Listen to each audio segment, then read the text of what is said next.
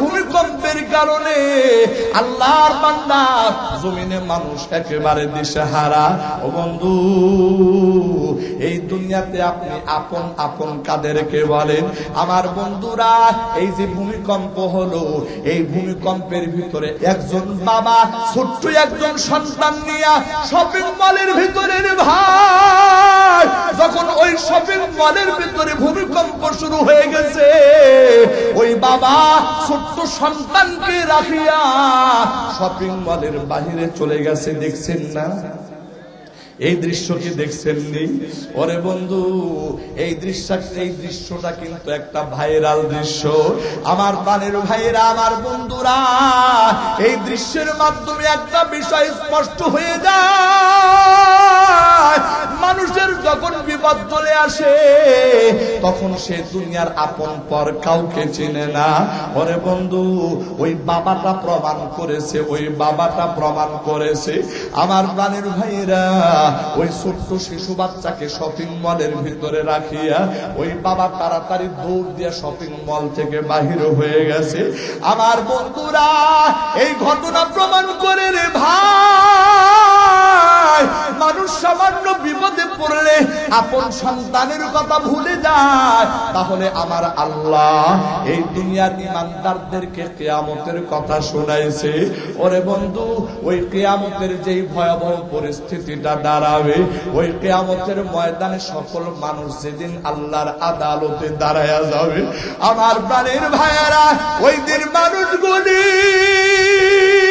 ইয়া নাফসি ইয়া নাফসি ইয়া নাফসি বলতে থাকবে রে ভাই।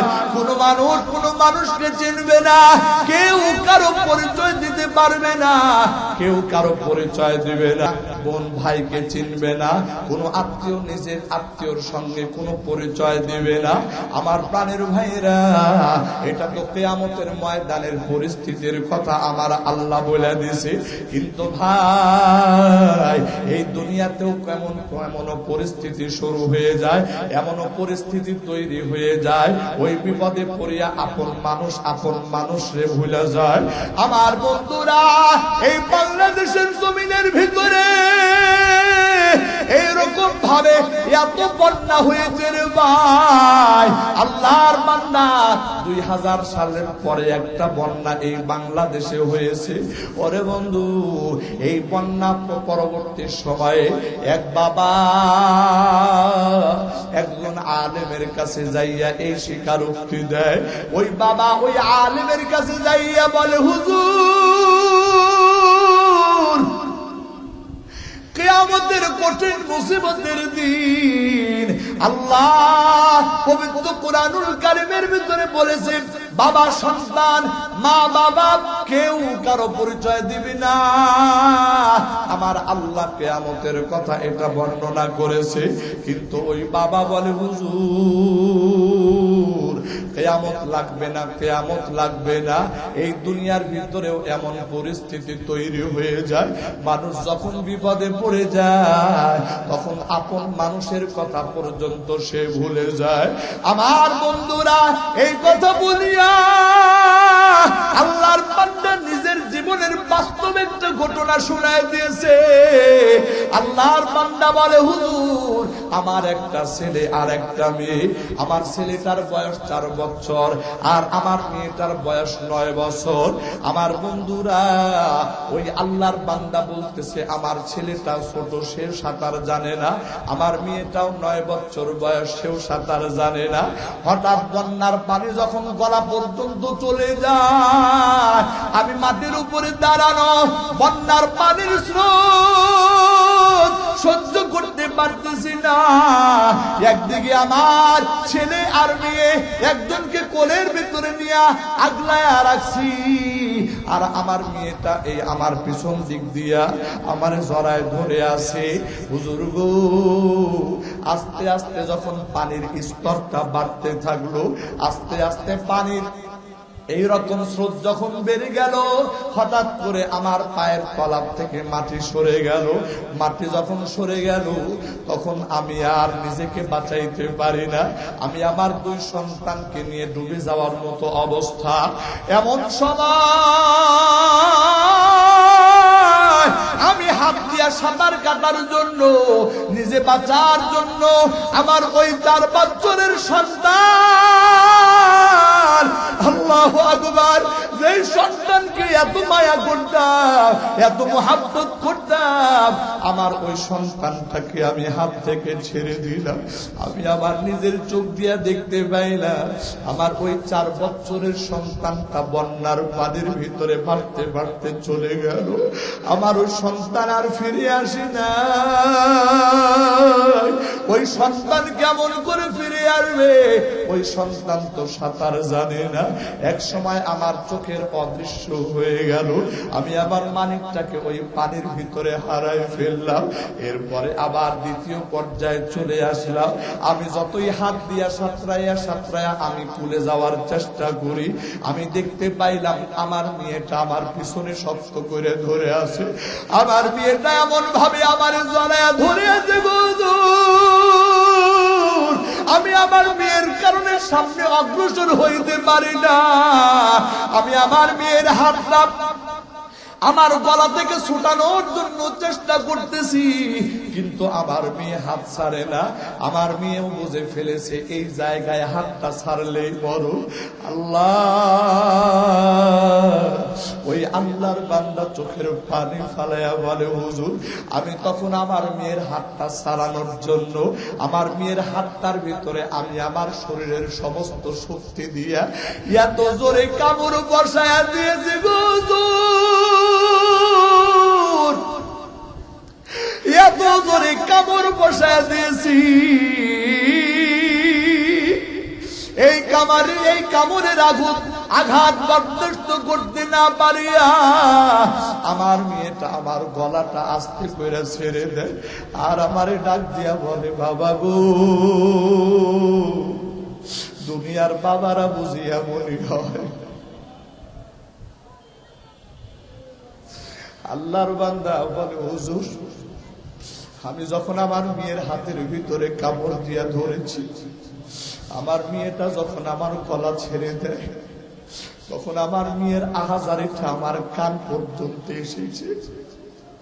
কিন্তু আমি নিরুপায়, আমি নিজে বাঁচার জন্য আমি তখন চেষ্টা করতেছিলাম। আমার প্রাণের ভাইয়েরা, ওই আল্লাহর বান্দা তার জীবনে এমন নির্মম ঘটনা যখন আলেমের কাছে শোনায়া দেয়, ওই বাবাও চোখের পানি ফালায়া কান্দে, ওই আলেম তিনিও চোখের পানি ফালায়া কান্দে। সেদিন তাদের কাছে বুঝে আসছে, আরে ওই যে কিয়ামতের যে দৃশ্যটা, এই দৃশ্যটা মানুষের সামনে যখন আসবে, তখন মানুষ কিভাবে আপন মা বাবাকে ভুলে যাবে, তখন কিভাবে ওই মা বাবা আপন সন্তানকে ভুলে যাবে। আমার প্রাণের ভাইয়েরা, আমার বন্ধুরা, এই বিষয়টা আমি আপনাদের সামনে এই জন্য উল্লেখ করলাম। আল্লাহর বান্দা,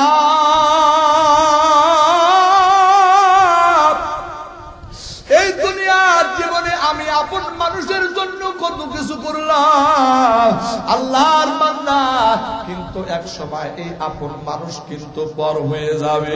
ওরে বন্ধু, কিন্তু যেটা আপনার আসল আপন, সেটা হলো আপনার নেক আমল। কথা বলেন ঠিক কিনা? আর আমার আল্লাহ পবিত্র কোরআন হাকিমের মধ্যে বলেন, আল্লাযী খালাকাল মাউতা ওয়াল হায়াতা লিয়াবলুয়াকুম ওয়াল হায়াতা লিয়াবলুয়াকুম আইয়ুকুম আহসানু আমালা ওয়া হুয়াল আজিজুল গফুর।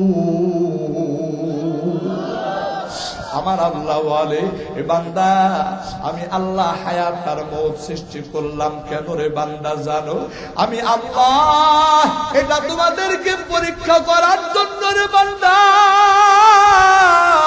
এই দুনিয়া থেকে কোন কোন বান্দা নেক আমল করে আসে, আল্লাহর বান্দা এই দুনিয়াতে যেই সমস্ত বান্দাগুলো নেক আমল নিয়ে যাবে, ওরে বন্ধু ওই বান্দার জন্য আমার আল্লাহ যখন কবরে যাবে, ওই বান্দার জন্য আমার আল্লাহ কবরটা প্রশস্ত করে দিবে।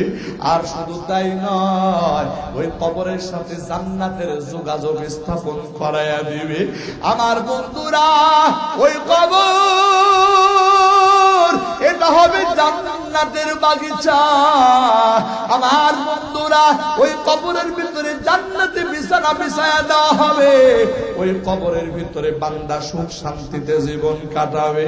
ওরে বন্ধু, আর যদি বান্দার আমলটা খারাপ হয়, বান্দার আমলটা যদি নষ্ট হয়ে যায়, ওই বান্দা যদি শুধু গুনাহ আর গুনাহ নিয়ে হাজির হয়, তাহলে ওই কবরে যখন চলে যাবে রে ভাই, ওই কবরটা দুই দিক থেকে এমন ভাবে চাপ দিয়ে ধরবে রে ভাই। ও আল্লাহর বান্দা, এই যে বুকের যে হাড্ডিগুলো, একদিকের হাড্ডিগুলো আর একদিকে ঢুকে যাবে, আর ওই বান্দা এত জোরে চিৎকার করবে, এত জোরে চিৎকার করবে রে ভাই, ওই বান্দার চিৎকার যদি দুনিয়ার কোনো মানুষ শুনতে পাইতো, আল্লাহর কসম ওই বান্দা জীবনে আর ঘর সংসার করতে পারতো না, আর জীবনে সামাজিক জীবনে চলতে পারতো না। পাগল পারা হইয়া ওই বান্দা পাগলের মতো দৌড়াইতে থাকতো রে ভাই। আল্লাহর বান্দা, এই জন্য আমার আল্লাহ এই আওয়াজটাকে গোপন করে রাখছে। ওরে বন্ধু, শুধু তাই নয়, হাদিসে পাকের মধ্যে আসছে, যখন কোনো বেনামাজি কবরের ভিতরে যাবে, আমার আল্লাহ ওই কবরের ভিতরে এমন সাপ ঢুকায় দিবে রে ভাই, এত বিশাল সাপ, একদিনের সমান, একদিনের পথের সমান লম্বা হবে। আমার বন্ধুরা, ওই সাপের নখগুলো হবে তামার। একবার যদি আতর দিয়ে ধরে রে ভাই, আল্লাহর বান্দার কোনো অস্তিত্ব খুঁজে পাওয়া যাবে না। ওই সাপ যদি দুনিয়ার ভিতরে একবার নিঃশ্বাস ফালাইয়া দিত, ওরে বন্ধু, তাহলে গোটা দুনিয়ার সমস্ত গাছপালাগুলি জ্বলে পড়ে ছারখার হয়ে যাইত, জমিটা একেবারে তামা তামা হয়ে যাইত, আর কিয়ামত পর্যন্ত জীবনে আর কোনোদিন গাছপালা জন্ম নিত না। কিয়ামত পর্যন্ত জীবনে আর কোনোদিন এইরকম ঘাস লতা পাতা জন্ম নিত না। আমার বন্ধুরা, এবার চিন্তা করে দেখো রে ভাই, এই সাপের নিঃশ্বাসটা যদি এত ভয়ঙ্কর হয় আল্লাহর বান্দা, তাহলে ওই সাপের বিষটা কত ভয়ঙ্কর হবে।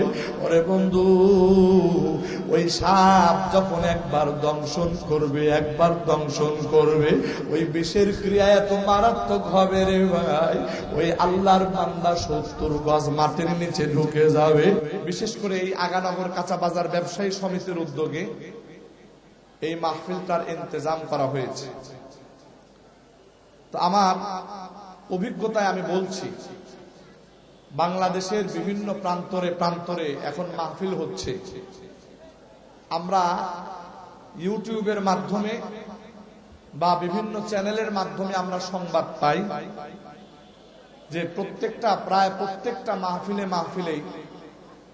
একাধিক নেতারা উপস্থিত হন এবং তারা তাদের দলীয় বিষয়ে বিভিন্ন প্রকারের বক্তব্য পেশ করেন। তো আলহামদুলিল্লাহ, আমি কর্তৃপক্ষকে আন্তরিকভাবে ধন্যবাদ দেই এই কারণে, ওনারা যদিও বা রাজনৈতিক ব্যক্তিত্ব, কিন্তু এখন পর্যন্ত ওনারা এই স্টেজে দাঁড়িয়ে রাজনৈতিক কোন প্রকার কোন বক্তব্য তারা পেশ করেননি। আলহামদুলিল্লাহ বলেন।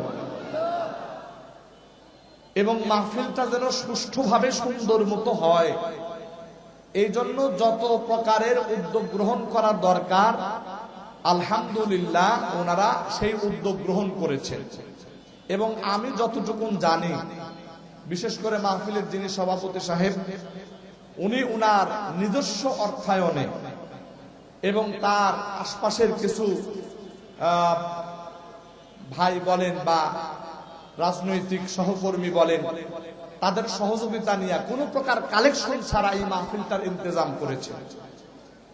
এজন্য অবশ্যই এই বিশাল জনসম্মুখে আমি তাদেরকে আন্তরিকভাবে অভিনন্দন জানাচ্ছি যে আল্লাহ তাআলা যেন আজকের এই মাহফিলখানা কবুল করেন।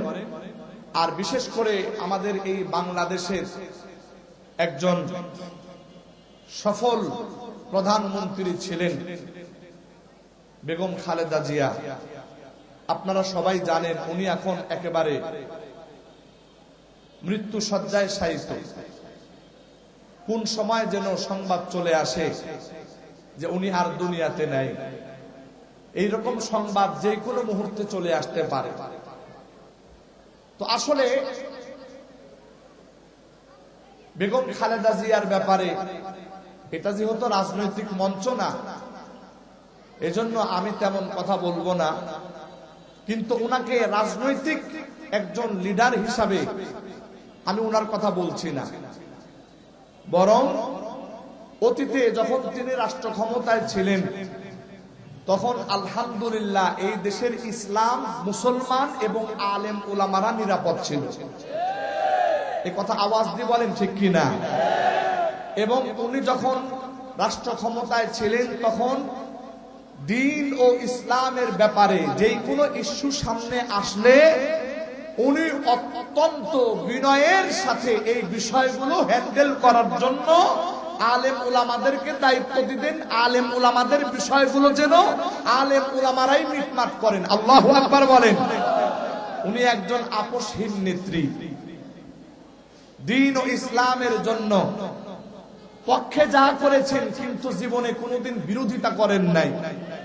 এজন্য আলেম উলামারা গোটা বাংলাদেশের সমস্ত উলামায়ে কেরামগণ একেবারে মন খোলা ভাবে, দিল খোলা ভাবে বেগম খালেদা জিয়ার জন্য এখন দোয়া করতেছে। কি করতেছে না? আপনারা তো সংবাদ পাইতেছেন।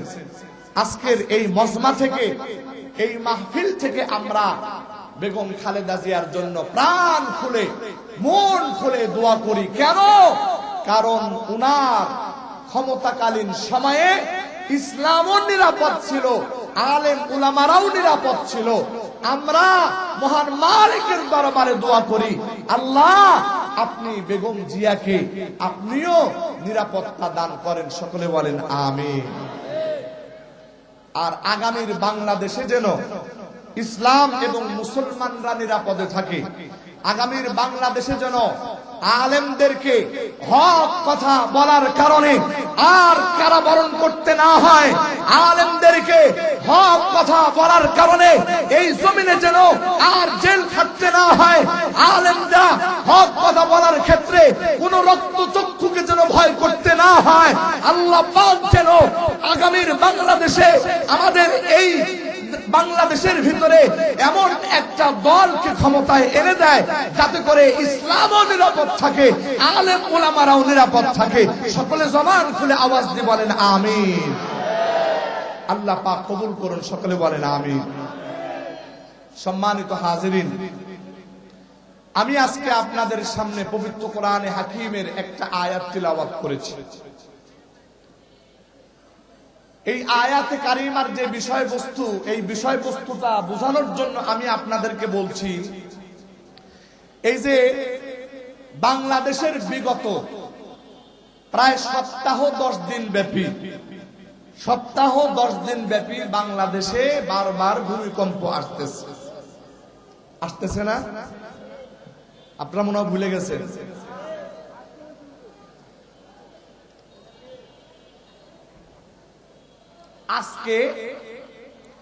আজকে হলো 4 ডিসেম্বর সকাল 6টা 15 4 দশমিক কত পয়েন্ট হতো? 4.6 অথবা 12 এরকম হবে। এইরকম একটা মাত্রার ভূমিকম্প আজও বাংলাদেশে হয়েছে। কি বলেন, হয়েছে কিনা? আপনারা কি জানেন ভূমিকম্প কেন হয়? হয়তোবা ভূমি বিশেষজ্ঞ যারা, তাদের মতে বিভিন্ন কারণ হতে পারে। কিন্তু আমরা মুসলমান হিসাবে বিশ্বাস করি, এটা মানি, এই সমস্ত ভূমিকম্প এবং অতিরিক্ত বৃষ্টি হওয়া অথবা বৃষ্টি একেবারে বন্ধ হয়ে যাওয়া অথবা অতিরিক্ত রৌদ্রের তাপমাত্রা বেড়ে যাওয়া, অতিরিক্ত গরম পড়া, এই সব কিছু হলো আযাব এবং গজব। সবাই বিশ্বাস করেন তো? এই সব কিছু হলো আযাব এবং গজব। আর এই আযাব আর গজব আসার পিছনে আল্লাহ দায়ী না আমরা দায়ী? আর একটু জোরে বলেন আল্লাহু আকবার। আল্লাহ বলেন, ওয়ামা আসাবাকুম মিন মুসিবাতিন ফাবিমা কাসাবাত আইদিকুম ওয়া ইয়াফু আন কাসীর। আমার আল্লাহ বলেন, ও দুনিয়ার মানুষ শোনো রে, এই যে আপদ বিপদ বালা মুসিবত যা কিছু দেখো, এগুলো সব তোমাদের কর্মের ফল, তোমাদের কর্মের ফল, কর্মের প্রতিদান। আমার প্রাণের ভাইয়েরা, আমাদের সকাল হয় গুনাহের মাধ্যমে, আমাদের দুপুর কাটে গুনাহের মাধ্যমে, আমাদের সন্ধ্যা হয় গুনাহের মাধ্যমে, আমাদের রাত্রিটাও কাটে গুনাহের মাধ্যমে। ওরে বন্ধু, এত গুনাহ আমরা জীবনে করেছি, এই গুনাহগুলির কারণে আজকে জমিন উত্তপ্ত হয়ে গেছে। এই জমিন আমার আল্লাহকে ডাক দিয়া বলে, আরে ভাই, এই জমিন প্রতিনিয়ত আমার আল্লাহকে ডাক দিয়া বলে, আল্লাহ, এই জমিনের উপরে তোমার অহংকারী বান্দা, তারা বড় অহংকারের সাথে জমিনে কদম ফালায়। ওগো আল্লাহ,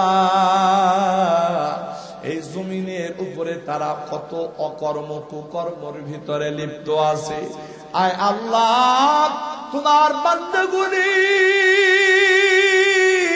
এই জমিনের উপরে দাঁড়ায়া দাঁড়ায়া তারা গুনাহের উপরে গুনাহ করতেছে। আল্লাহ, আর সহ্য হয় না গো আল্লাহ, একটা বার যদি তুমি নির্দেশ দাও, তাহলে ওই নাফরমান রে জমিনের ভিতরে একেবারে চিরতরে হারায়া দেব। একটু জোরে জোরে আওয়াজ দিয়ে বলেন কথা ঠিক কিনা? প্রাণের ভাইয়ের আমার,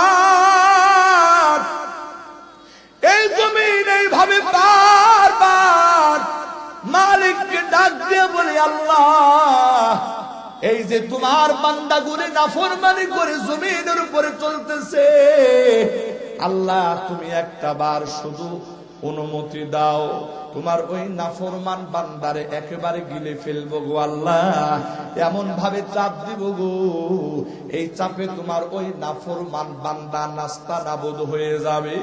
আমার বন্ধুরা, এই কথার পরিপ্রেক্ষিতে যদি আমার আল্লাহ একটা বার জমিনকে যদি নির্দেশ দিয়ে দেয়, আল্লাহর কসম, আল্লাহর কসম, যত বড় বাহাদুর হও না কেন রে ভাই, যত বড় ক্ষমতার মালিক হও না কেন, এই জমিন কিন্তু তোমার মতো বাহাদুরকে ছাড়বে না। একটু আওয়াজ দিয়া জোরে বলেন কথা ঠিক কিনা?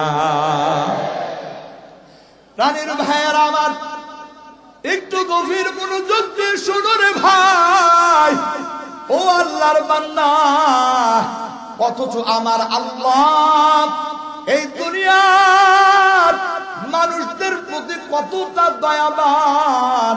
আমার আল্লাহ পবিত্র কোরআনে হাকিমের মধ্যে বলেন, ইন্নাল্লাহা লা ইয়াজলিমু মিসকালা যাররাহ ওয়া ইন তাকু হাসানাতান ইউদাইফহা ওয়া ইউতি মিন লাদুনহু আজরান আযীমা। আমার প্রাণের ভাইয়েরা, আমার বন্ধুরা, আমার আল্লাহ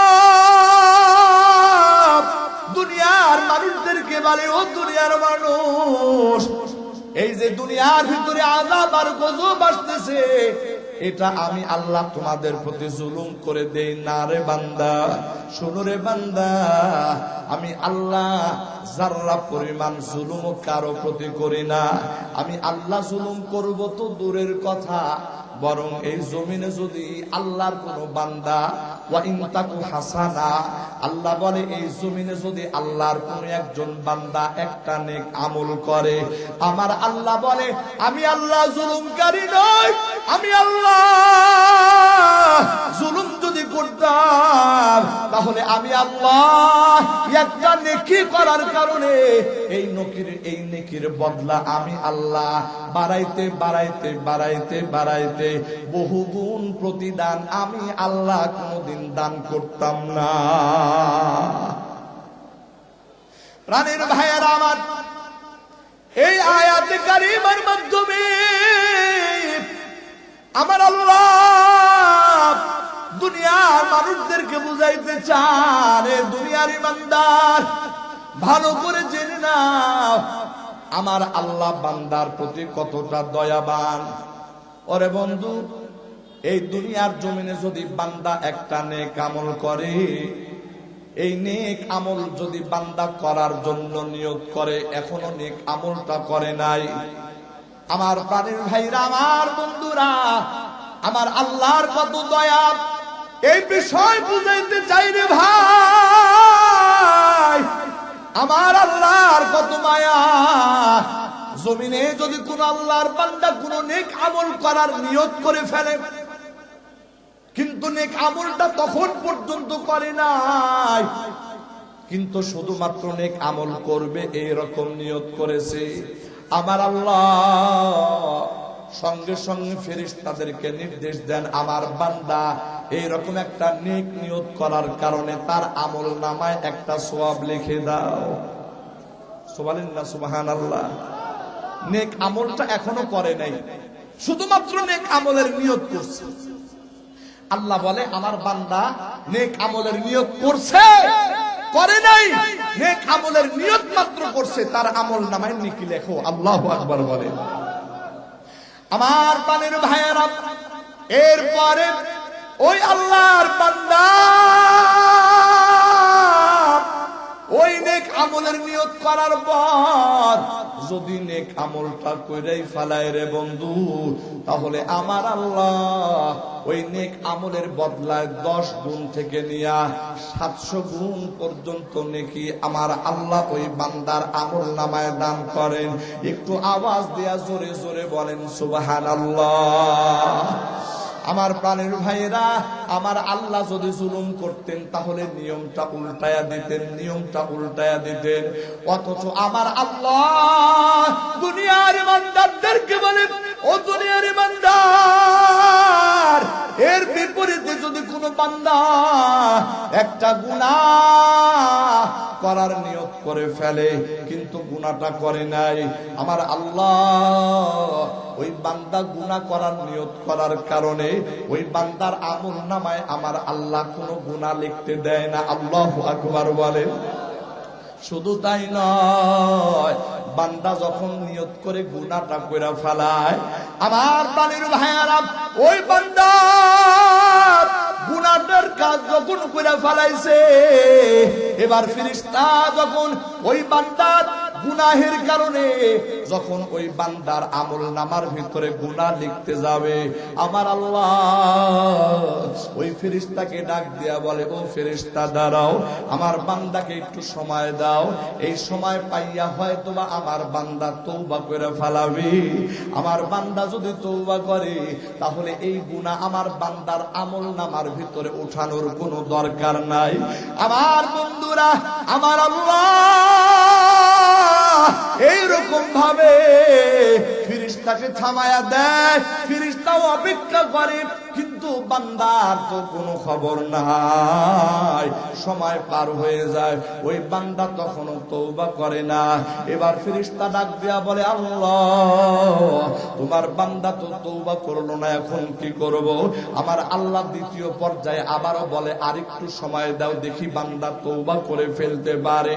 কিন্তু বান্দার হুঁশ নাই, বান্দা দ্বিতীয়বার তওবা করে না রে ভাই। আমার আল্লাহ পর ফেরেশতা আবার ডাক দিয়া বলে আল্লাহ সময় তো দিলাম এখনো তো তোমার বান্দা তওবা করে না। ওরে বন্ধু এবার আমার আল্লাহ তৃতীয় পর্যায়ে ফেরেশতাকে আরেকবার বলে আরেকবার সুযোগ দাও। এরপরেও যখন বান্দা তওবা করে না তখন আমার আল্লাহ ফেরেশতা যখন বলে আল্লাহ তোমার বান্দা তো তওবা করে নাই কি করব। আমার প্রাণের ভাইরা আমার বন্ধুরা ওই সময় আমার আল্লাহ ফেরেশতাকে ডাক দিয়া বলে ও ফেরেশতা আমার বান্দার আমল নামায় গুনাহটা লেখো, তবে সাবধান সাবধান ওই নেকি যেমন আমি আল্লাহ বাড়ায়া বাড়ায়া বাড়ায়া বাড়ায়া বহু গুণ বানাইছি, খবরদার খবরদার গুনাহকে বাড়াইবা না, বরং যতটুকু গুনাহ করেছে অতটুকুনি লিখবা। পরে বন্ধু এই কথার দ্বারা আমার আল্লাহ দুনিয়ার ইমানদারদেরকে বোঝায় ও দুনিয়ার ইমানদার আমি আল্লাহ যদি জালেম হইতাম তাহলে আমি আল্লাহ দুটা নিয়মটাই উল্টায়া দিতাম। একটু আওয়াজ দেয়া জোরে জোরে বলেন কথা ঠিক কিনা। প্রাণের ভাইয়েরা আমার আল্লাহ বান্দার প্রতি কত মায়া, আল্লাহু আকবার বলেন, বান্দার প্রতি কত মায়া। একটা হাদিসে কুদসি আপনাদেরকে শোনায়া দেই। ওরে বন্ধু হাদিসে কুদসির মধ্যে আসি আল্লাহর কোন বান্দা যদি আল্লাহর দিকে এক বিঘত পরিমাণ অগ্রসর হয় আমার আল্লাহ ওই বান্দার দিকে এক হাত পরিমাণ অগ্রসর হয়ে আসে।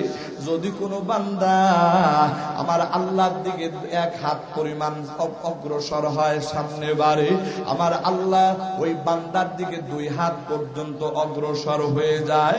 আমার বন্ধুরা শুধু তাই নয়, যদি কোন আল্লাহর বান্দা আমার আল্লাহর দিকে হেঁটে হেঁটে আগাইতে থাকে রে ভাই আমার আল্লাহ রহমত নিয়া আমার আল্লাহ তার রহমত নিয়া ওই বান্দার দিকে দৌড়ায়া দৌড়ায়া অগ্রসর হয়।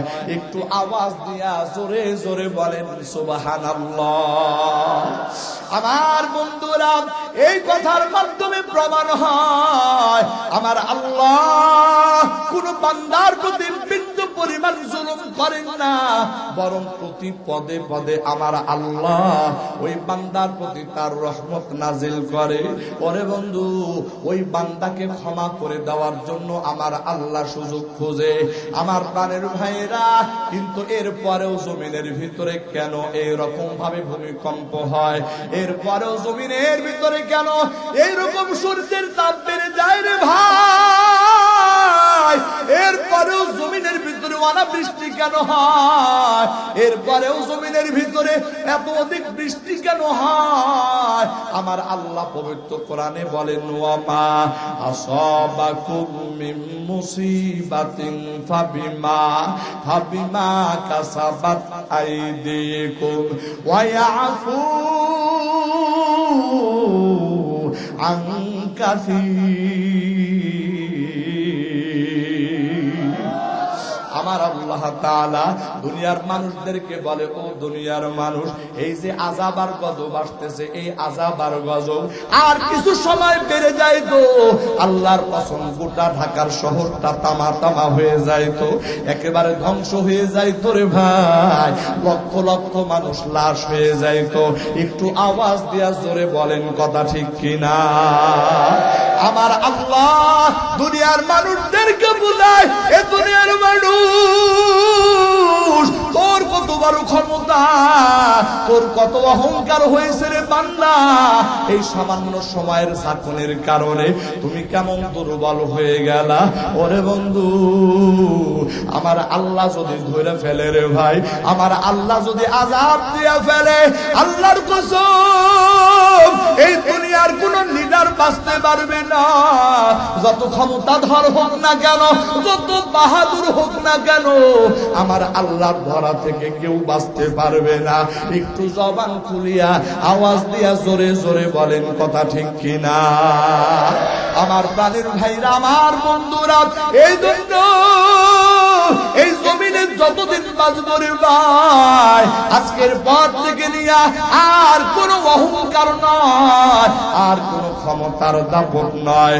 আমরা সবাই এক আল্লাহর দিকে রুজু হইয়া এক আল্লাহর ইবাদত বন্দিগির দিকে ঝুঁকতে চাই। কে কে রাজি আছো রে ভাই? দুইটা হাত একটু তুলে দেখাও। লিল্লাহি তাকবীর। আয় আল্লাহ, তুমি একটু তোমার কুদরতের নজর দিয়ে তাকায় দেখো রে আল্লাহ। এই জমিনের ভিতরে আমাদের গুনাহের কারণে ভূমিকম্প হয়, আমাদের গুনাহের কারণে আল্লাহ এই জমিনে বারবার আযাব চলে আসতে চায়। ওগো আল্লাহ, আজকে আমরা তওবা করতেছি গো মালিক। এই দুনিয়াতে আর কোনো বাহাদুরি নয়, আর কোনো অহংকার নয় আল্লাহ। এই দুনিয়াতে যতদিন বাঁচবো ততদিন তোমার গোলামি করে বাঁচতে চাই। ওগো আল্লাহ, তুমি আমাদের সবাইকে সেই তৌফিক দান করে দাও। জবান খুলে আওয়াজ দিয়া জোরে জোরে বলেন আমিন। দুইটা হাত নামায়া দেন আমার প্রাণের ভাইরা, আমার বন্ধুরা। এই যে এত মারাত্মক ভূমিকম্প রে ভাই, এই সামান্য ভূমিকম্পের কারণে আল্লাহর বান্দা জমিনে মানুষ একেবারে দিশেহারা। ও বন্ধু, এই দুনিয়াতে আপনি আপন আপন কাদেরকে বলেন? আমার বন্ধুরা, এই যে ভূমিকম্প হলো, এই ভূমিকম্পের ভিতরে একটা দৃশ্য কিন্তু বড় ভাইরাল হয়েছে। একজন বাবা ছোট্ট একজন সন্তান নিয়ে শপিং মলের ভিতরে রে ভাই, যখন ওই শপিং মলের ভিতরে ভূমিকম্প শুরু হয়ে গেছে, ওই বাবা ছোট্ট সন্তানকে রাখিয়া শপিং মলের বাহিরে চলে গেছে। দেখছেন না এই দৃশ্য? কি দেখছেন নি? ওরে বন্ধু, এই দৃশ্যটা কিন্তু একটা ভাইরাল দৃশ্য। আমার প্রাণের ভাইরা, আমার বন্ধুরা, এই দৃশ্যের মাধ্যমে একটা বিষয় স্পষ্ট হয়ে যায়। মানুষের যখন বিপদ চলে আসে তখন সে দুনিয়ার আপন পর কাউকে চেনে না। ওরে বন্ধু, ওই বাবাটা প্রমাণ করেছে, ওই বাবাটা প্রমাণ করেছে। আমার প্রাণের ভাইরা, ওই ছোট্ট শিশু বাচ্চাকে শপিং মলের ভিতরে রাখিয়া ওই বাবা তাড়াতাড়ি দৌড় দিয়া শপিং মল থেকে বাহির হয়ে গেছে। আমার বন্ধুরা, এই ঘটনা প্রমাণ করে রে ভাই, মানুষ সামান্য বিপদে পড়লে আপন সন্তানের কথা ভুলে যায়। তাহলে আমার আল্লাহ এই দুনিয়ার ইমানদারদেরকে কিয়ামতের কথা শোনাইছে।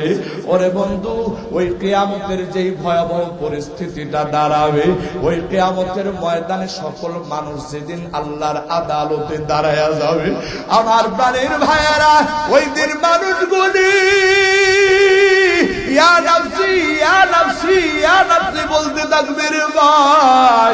কোন মানুষকে চিনবে না, কেউ কারো পরিচয় দিতে পারবে না, কেউ কারো পরিচয় দিবে না। বোন ভাইকে চিনবে না, কোন আত্মীয় নিজের আত্মীয়র সঙ্গে কোনো পরিচয় দিবে না। আমার প্রাণের ভাইরা, এটা তো কিয়ামতের ময়দানের পরিস্থিতির কথা আমার আল্লাহ বলে দিয়েছে। কিন্তু ভাই, এই দুনিয়াতেও কেমন পরিস্থিতি শুরু হয়ে যায়, এমনও পরিস্থিতি তৈরি হয়ে যায়, ওই বিপদে পড়িয়া আপন মানুষ রে ভুলে যায়। আমার বন্ধুরা, এই বাংলাদেশের জমিনের ভিতরে এইরকম ভাবে এত বন্যা হয়েছে রে ভাই। আল্লাহর বান্দা, 2000 সালের পরে একটা বন্যা এই বাংলাদেশে হয়েছে। ওরে বন্ধু, এই বন্যা পরবর্তী সময়ে এক বাবা একজন আলেমের কাছে যাইয়া এই স্বীকারোক্তি দেয়। ওই বাবা ওই আলেমের কাছে যাইয়া বলে, হুজুর, কিয়ামতের কঠিন মুসিবতের দিন আল্লাহ পবিত্র কুরআনুল কারীমের ভিতরে বলেছে, বাবা সন্তান, মা বাবা কেউ কারো পরিচয় দিবে না। আমার আল্লাহ কিয়ামতের কথা এটা বর্ণনা করেছে। কিন্তু ওই বাবা বলে, হুজুর, কিয়ামত লাগবে না, কিয়ামত লাগবে না। এই দুনিয়ার ভিতরেও এমন পরিস্থিতি তৈরি হয়ে যায়, মানুষ যখন বিপদে পড়ে যায় তখন আপন মানুষের কথা পর্যন্ত সে ভুলে যায়। আমার বন্ধুরা, এই কথা বলিয়া আল্লাহর বান্দা নিজের জীবনের বাস্তব একটা ঘটনা শোনায় দিয়েছে। আল্লাহর বান্দা বলে, হুজুর আমার একটা ছেলে আর একটা মেয়ে, আমার ছেলেটার বয়স 4 বছর আর আমার মেয়েটার বয়স 9 বছর। আমার বন্ধুরা, ওই আল্লাহর বান্দা বলতেছে আমার ছেলেটা ছোট, সে সাঁতার জানে না, আমার মেয়েটাও 9 বছর বয়স, সেও সাঁতার জানে না। হঠাৎ বন্যার পানি যখন গলা পর্যন্ত চলে যায়, আমি মাটির উপরে দাঁড়ানো, বন্যার পানির স্রোত সহ্য করতে পারতেছি না। একদিকে আমার ছেলে আর মেয়ে, একজনকে কোলের ভিতরে নিয়ে আগলায় রাখছি, আর আমার মেয়েটা এই আমার পিছন দিক দিয়া আমার জড়ায় ধরে আছে। হুজুর গো, আস্তে আস্তে যখন পানির স্তরটা বাড়তে থাকলো, আস্তে আস্তে পানির এইরকম স্রোত যখন বেড়ে গেল, হঠাৎ করে আমার পায়ের তলাপ থেকে মাটি সরে গেল। মাটি যখন সরে গেল, তখন আমি আর নিজেকে বাঁচাইতে পারি না, আমি আমার 2 সন্তানকে নিয়ে ডুবে যাওয়ার মতো অবস্থা। এমন সময় আমি হাত দিয়া সাঁতার কাটার জন্য, নিজে বাঁচার জন্য, আমার ওই 4 বছরের সন্তান, আল্লাহু আকবার, যে সন্তানকে এত মায়া করতাম, এত মোহাব্বত করতাম, আমার ওই সন্তানটাকে আমি হাত থেকে ছেড়ে দিলাম। আমি আমার নিজের চোখ দিয়া দেখতে পাই না, আমার ওই 4 বছরের সন্তানটা বন্যার পানির ভিতরে ভাসতে ভাসতে চলে গেল। আমার ওই সন্তান আর ফিরে আসে না। ওই সন্তান কেমন করে ফিরে আসবে? ওই সন্তান তো সাঁতার জানে না। এক সময় আমার চোখের অদৃশ্য হয়ে গেল, আমি আবার মানিকটাকে ওই পানির ভিতরে হারাই ফেললাম। এরপরে আবার দ্বিতীয় পর্যায়ে চলে আসলাম। আমি যতই হাত দিয়া সাঁতরাইয়া সাঁতরাইয়া আমি কুলে যাওয়ার চেষ্টা করি, আমি দেখতে পাইলাম আমার মেয়েটা আমার পিছনে শক্ত করে ধরে আছে। আমার মেয়েটা এমন ভাবে আমার জড়াইয়া ধরে আছে, আমি আমার মেয়ের কারণে সামনে অগ্রসর হইতে পারি না। আমি আমার মেয়ের হাতটা আমার গলা থেকে ছুটানোর জন্য চেষ্টা করতেছি, কিন্তু আমার মেয়ে হাত ছাড়ে না। আমার মেয়েও বুঝে ফেলেছে এই জায়গায় হাতটা ছাড়লেই বড়। আল্লাহ, ওই আল্লাহর বান্দা চোখের পানি ফালাইয়া বলে, হুজুর আমি তখন আমার মেয়ের হাতটা ছাড়ানোর জন্য আমার মেয়ের হাতটার ভিতরে আমি আমার শরীরের সমস্ত শক্তি দিয়া এত জোরে কামড় বসায়া দিয়েছি,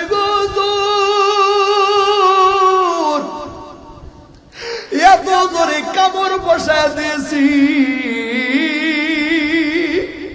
এই কামড়ের আঘাত বরদাস্ত করতে না পারিয়া আমার মেয়েটা আমার গলাটা আস্তে করে ছেড়ে দেয়, আর আমারে ডাক দিয়া বলে, বাবা গো,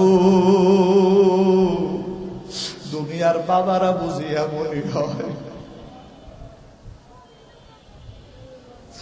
আল্লাহর বান্দা বলে, হুজুর আমি যখন আমার মেয়ের হাতের ভিতরে কামড় দিয়া ধরেছি, আমার মেয়েটা যখন আমার গলা ছেড়ে দেয়, তখন আমার মেয়ের আহাজারিটা আমার কান পর্যন্ত এসেছে, কিন্তু আমি নিরুপায়।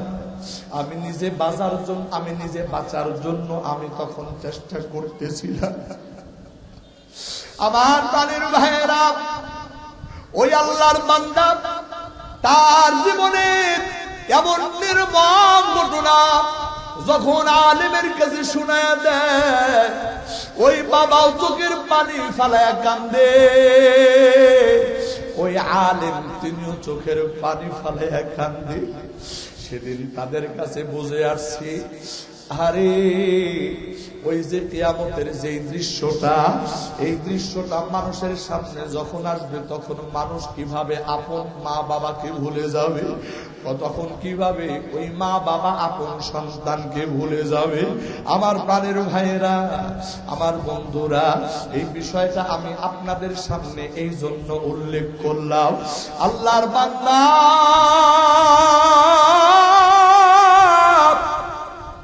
এই দুনিয়ার জীবনে আমি আপন মানুষের জন্য কত কিছু করলাম আল্লাহর বান্দা, কিন্তু এক সময় এই আপন মানুষ কিন্তু পর হয়ে যাবে। ওরে বন্ধু, কিন্তু যেটা আপনার আসল আপন সেটা হলো আপনার নেক আমল। কথা বলেন ঠিক কিনা? আর আমার আল্লাহ পবিত্র কোরআন হাকিমের মধ্যে বলেন, আল্লাযী খালাকাল মাউতা ওয়াল হায়াতা লিয়াবলুয়াকুম ওয়াল হায়াতা লিয়াবলুয়াকুম আইয়ুকুম আহসানু আমালা ওয়া হুয়াল আজিজুল গফুর। আমার আল্লাহ বলে, এ বান্দা, আমি আল্লাহ হায়াত আর মওত সৃষ্টি করলাম কেন রে বান্দা জানো? আমি আল্লাহ এটা তোমাদেরকে পরীক্ষা করার জন্য রে বান্দা। এই দুনিয়া থেকে কোন কোন বান্দা নেক আমল করে আসে? আল্লাহর বান্দা, এই দুনিয়াতে যে সমস্ত বান্দাগুলো নেক আমল নিয়ে যাবে, ওরে বন্ধু, ওই বান্দার জন্য আমার আল্লাহ যখন কবরে যাবে, ওই বান্দার জন্য আমার আল্লাহ কবরটা প্রশস্ত করে দিবে। আর শুধু তাই নয়, ওই কবরের সাথে জান্নাতের যোগাযোগ স্থাপন করাইয়া দিবে। আমার বন্ধুরা, ওই কবর এটা হবে জান্নাতের বাগিচা। আমার বন্ধুরা, ওই কবরের ভিতরে জান্নাতে বিছানা বিছায়া দেওয়া হবে। ওই কবরের ভিতরে বান্দা সুখ শান্তিতে জীবন কাটাবে। ওরে বন্ধু, আর যদি বান্দার আমলটা খারাপ হয়, বান্দার আমলটা যদি নষ্ট হয়ে যায়, ওই বান্দা যদি শুধু গুনাহ আর গুনাহ নিয়ে হাজির হয়, তাহলে ওই কবরে যখন চলে যাবে রে ভাই, ওই কবরটা দুই দিক থেকে এমন ভাবে চাপ দিয়ে ধরবে রে ভাই।